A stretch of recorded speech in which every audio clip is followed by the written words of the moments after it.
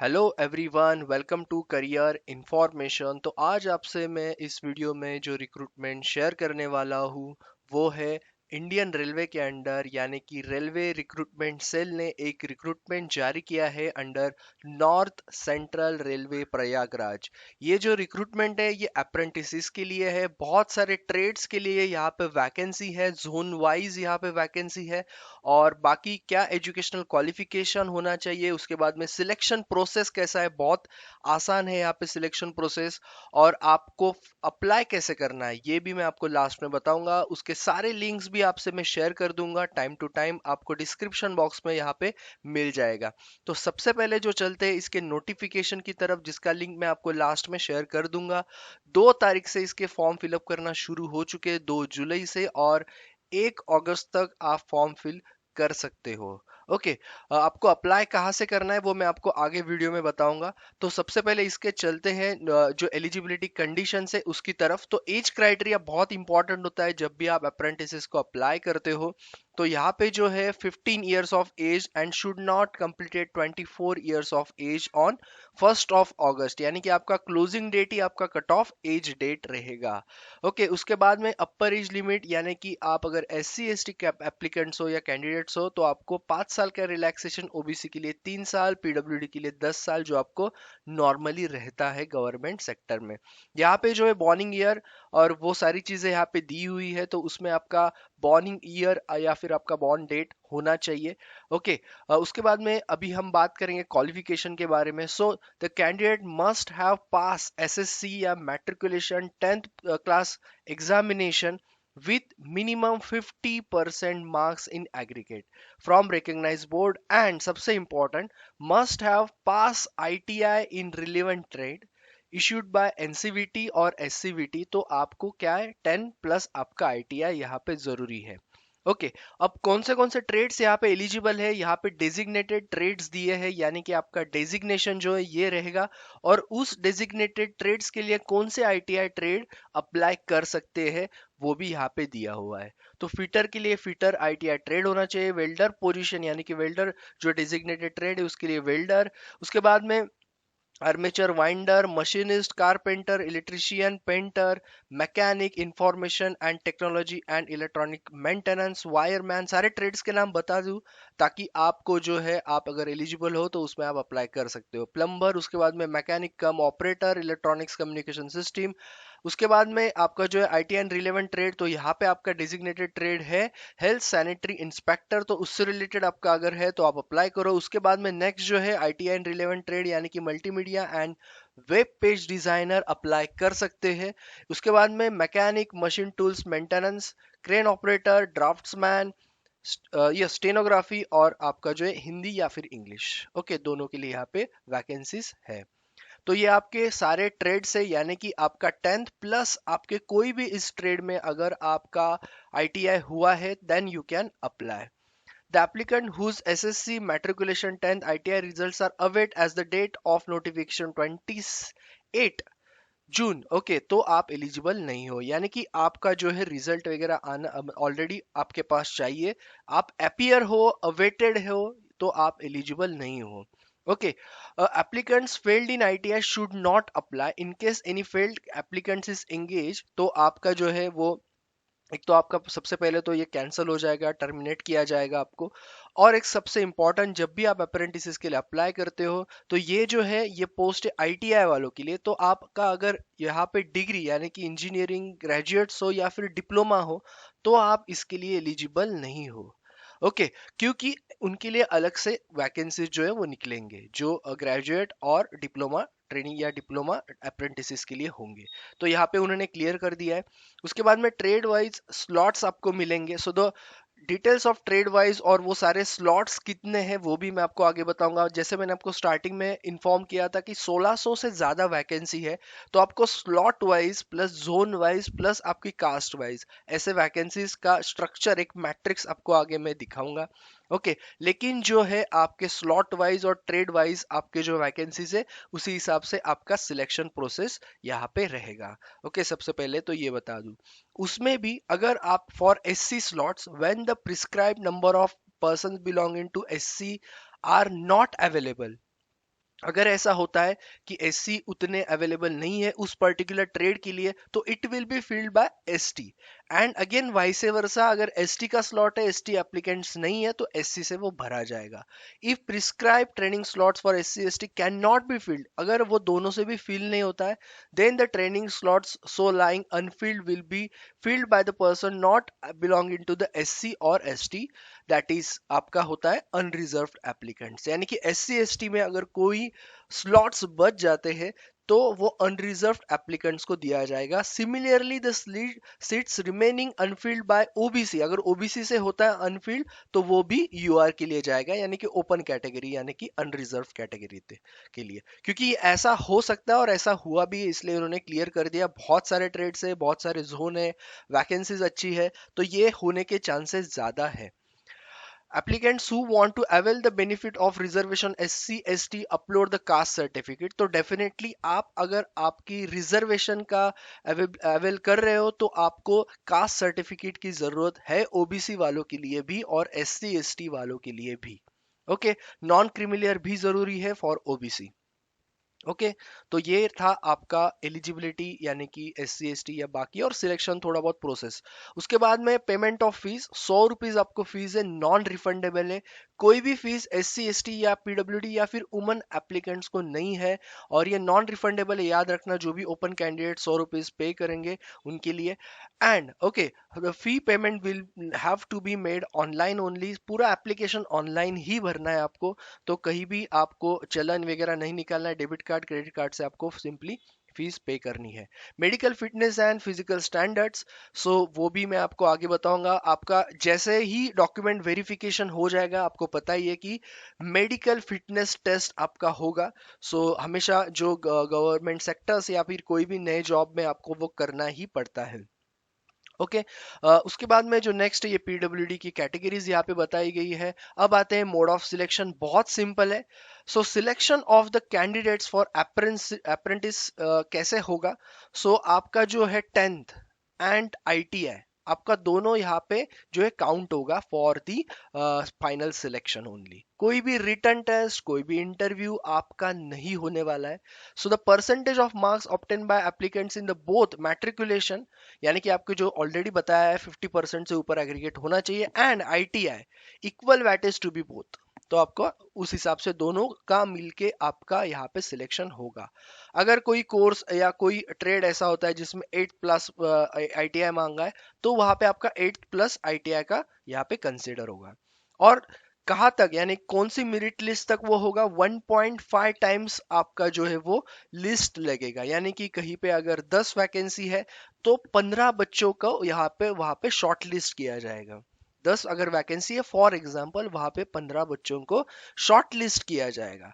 Okay, for document and certificate verification. फिर उसके बाद आपके डॉक्यूमेंट वेरिफिकेशन होंगे, और जो टॉप 10 बच्चे होंगे बाद में डॉक्यूमेंट वेरिफिकेशन के बाद, यानी कि सब कुछ क्लियर होने के बाद, उन्हीं बच्चों को वहां पे सिलेक्ट किया जाएगा। फॉर एग्जाम्पल बता रहा हूँ।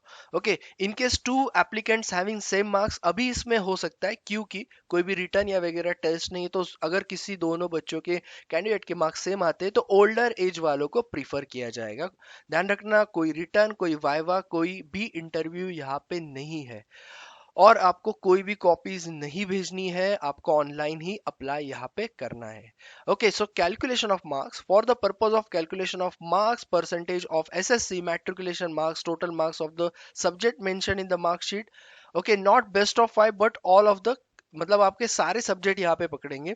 ऐसा नहीं कि आपको बेस्ट ऑफ 5 है तो वही पकड़ा जाएगा, आपका पूरा पकड़ा जाएगा, क्योंकि एग्रीगेट वैसे ही निकालेंगे।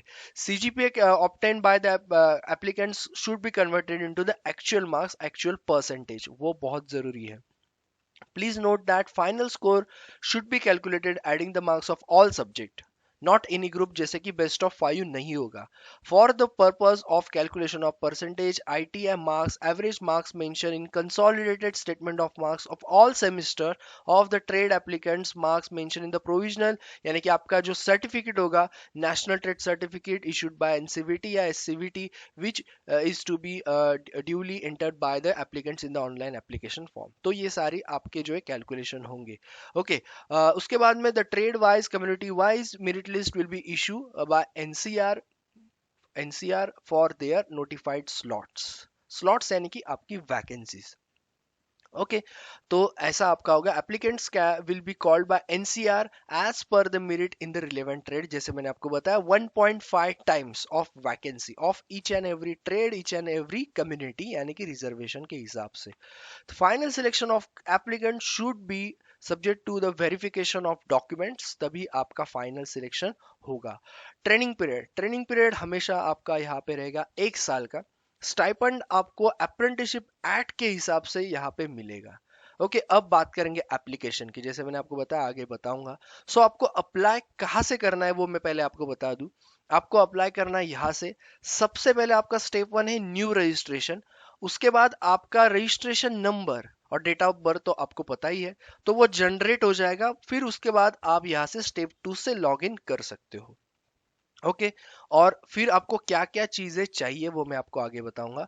सो आपको जो applicants are required to fill the personal details, Aadhaar card, PAN number, marks बहुत जरूरी है, क्योंकि मार्क्स ही आपका सिलेक्शन है।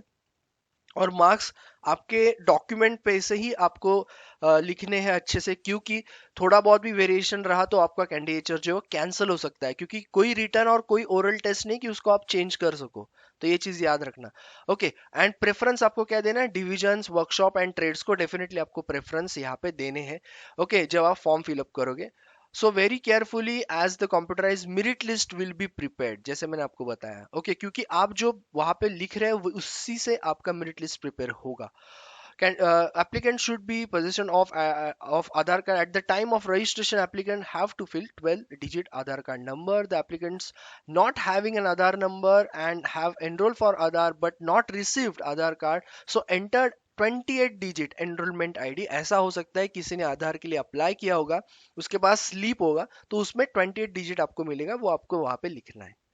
ओके, सो ये रहा। उसके बाद में आपके जो father's name, date of birth, आपका नाम मैट्रिकुलेशन के हिसाब से ही होना चाहिए, याद रखना, क्योंकि वो सर्टिफिकेट ही आपका वेरीफाई होगा for your name and your father's name. Okay, applicants are advised to indicate their active mobile number and valid email ID, क्योंकि आपको जैसे बता दिया है, आपको जब कॉल या फिर कोई मेल आएगा तो वो फोन या फिर आपको जो आएगा मेल पे आएगा। Okay, choice of only one division and और workshop is permitted. Okay, option one's exercise is final, okay, binding to the candidates. So आपको एक टाइम पे एक डिवीजन पर वर्कशॉप, ओके, एक डिवीजन पर वर्कशॉप परमिटेड, याद रखना। ओके, तो ये जरूरी है, वन डिवीजन पर workshop only. Okay, applicants possessing the ITI qualification in more than one trade can apply for a different relevant trade separately. तो आप अगर ऐसा हो सकता है किसी ने ITI 2 ट्रेड्स में किया है, तो वो आप दोनों के लिए अप्लाई कर सकते हो, लेकिन आपको सेपरेटली अप्लाई करना है, सेपरेटली फीस पे करनी है अगर आप ओपन कैटेगरी में हो। ओके, उसके बाद में applicant have to download print of their online application should be produce as when required by the, यानी कि क्या है, जब भी आप फॉर्म फिलअप करते हो, कोशिश करना उसको सेव करके रखो और उसका प्रिंट भी निकाल के आपके पास रहने दो, क्योंकि जब आपका फाइनल सिलेक्शन होगा, आपको डॉक्यूमेंट वेरिफिकेशन के टाइम पे आपको फॉर्म लेके जाना है, या फिर आपका पास रहे तो अच्छा रहेगा। Okay, so documents to be uploaded, अभी सबसे इंपॉर्टेंट, ऑनलाइन फॉर्म फिलअप के टाइम जैसे मैंने आपको ऑलरेडी बताया, यहाँ से आपको फिल करना है, इसका लिंक मैं आपको दे दूंगा डिस्क्रिप्शन में, ठीक नोटिफिकेशन के लिंक के नीचे। तो आपको डायरेक्टली फॉर्म फिल करना है, कोई दिक्कत नहीं, लेकिन डॉक्यूमेंट्स रेडी रखो तभी आप फॉर्म फिल कर पाओगे।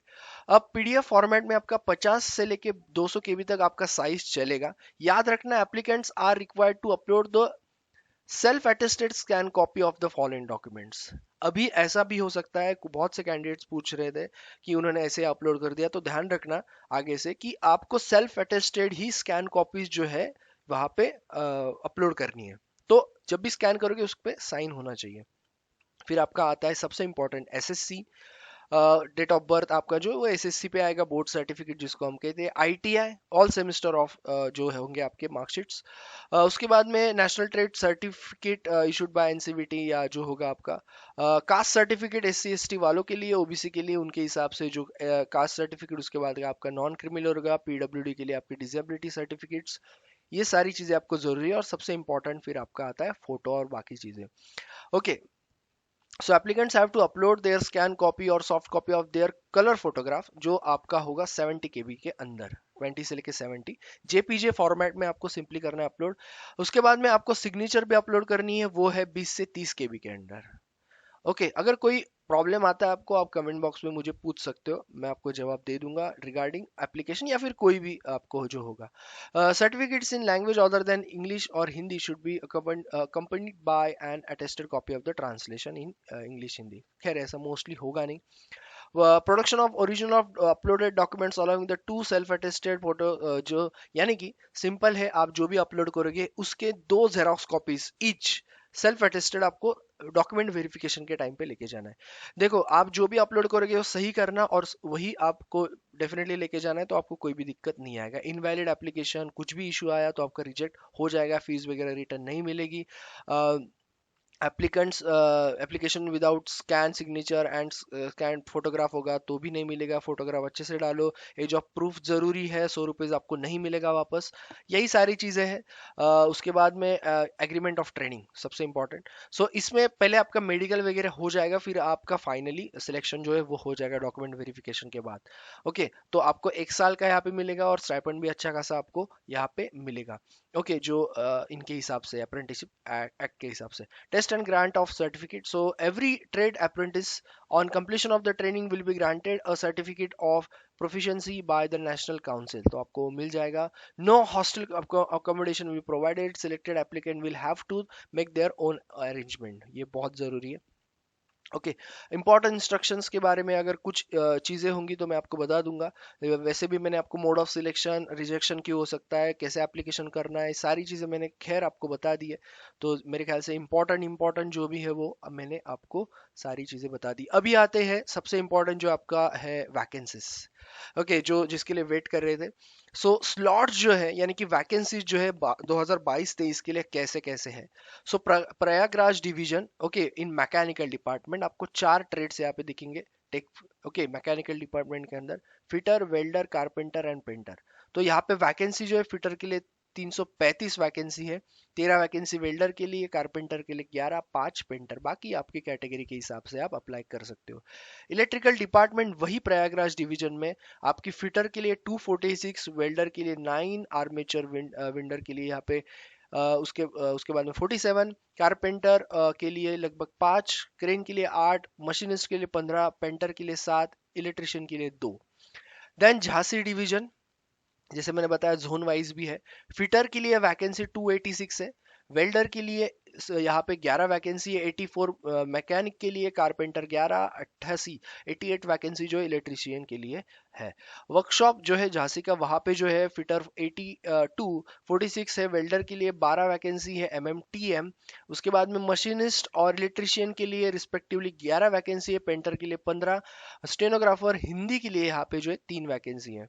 आगरा डिवीजन के लिए बहुत सारी वैकेंसीज है यहाँ पे, जैसे कि फिटर के लिए 80 है, इलेक्ट्रिशियन के लिए 125 है, वेल्डर के लिए 15 है, 5 वैकेंसी जो है मशीनिस्ट, कारपेंटर और पेंटर के लिए है, और प्लम्बर के लिए भी। Information and communication technology system maintenance के लिए यहाँ पे 8 वैकेंसी है, ड्राफ्ट्समैन के लिए 5, 4 वैकेंसी, स्टेनोग्राफी इंग्लिश, वायरमैन के लिए 13, मैकेनिक कम ऑपरेटर इलेक्ट्रॉनिक्स कम्युनिकेशन 15 वैकेंसी है, हेल्थ सैनिटरी इंस्पेक्टर 6 और multimedia and web page designer 5 vacancy है।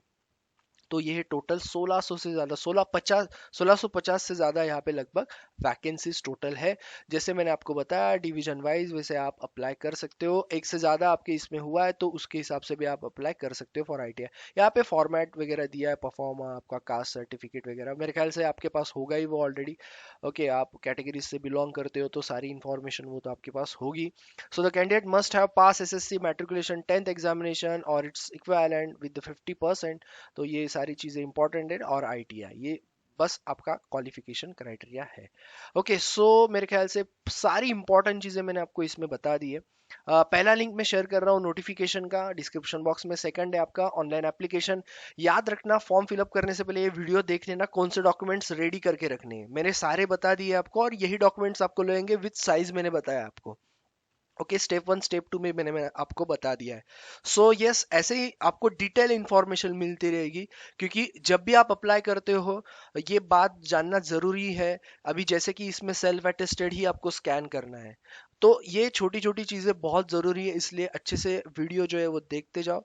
क्योंकि ये रिक्रूटमेंट्स में आपको चांस नहीं मिलता है, बाद में आपके पास यही चांस होता है कि इसको करेक्ट कैसे करना है, तो वो मुश्किल हो जाता है, specially for government sectors. So yes, बाकी अप्लाई करो। कोई अगर आपको क्वेश्चन है तो आपको क्या करना है, कमेंट बॉक्स में पूछना है।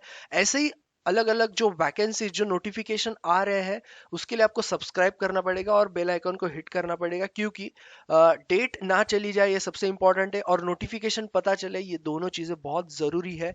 सो आप सब्सक्राइब करो और आपके दोस्तों के साथ भी शेयर करो चैनल को, क्योंकि उनकी भी हेल्प हो और ज़्यादा से ज़्यादा मैं वीडियोस आपको दे पाऊँ, ज़्यादा से ज़्यादा जॉब अलर्ट्स के बारे में इंफॉर्मेशन दे पाऊँ, आपकी नहीं तो आपके दोस्तों की, सारे लोगों की हेल्प हो जाए।